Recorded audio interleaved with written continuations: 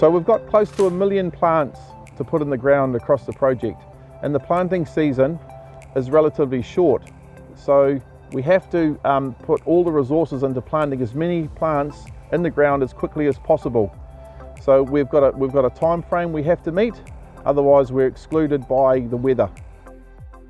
So one of the challenges we faced in getting the plants from the alignment up to the planting areas was crossing areas that weren't meant to be crossed by people. So that increased the risk of injury when we're crossing rock swales.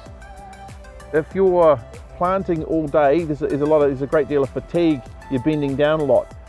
So the concern was we were going to tire people out before we actually got them planting. One of the suggestions was handballing them or using a human chain to pass the plants up to the planted areas.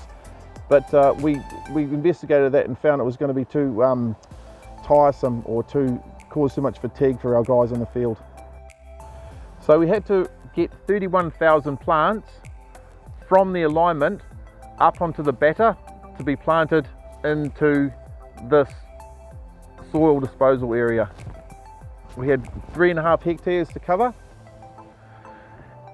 So we had to come up with a solution to move them across the swale safely.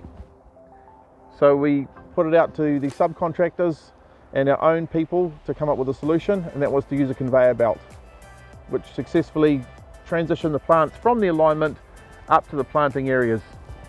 I'm extremely proud to work with such a hard-working group, the planting crews. They work in really adverse conditions and quite extreme weather patterns like we're experiencing now. So, and I take my hat off to them. They're very hard-working and diligent individuals. We're repopulating this area with native trees. So in 5 years, we'll be able to drive down with our families and our whānaus and see the regeneration of these areas. What we're leaving is a legacy for future generations to come down, and they'll be amazed at how it's regenerated and how we've repopulated this fantastic area with native trees.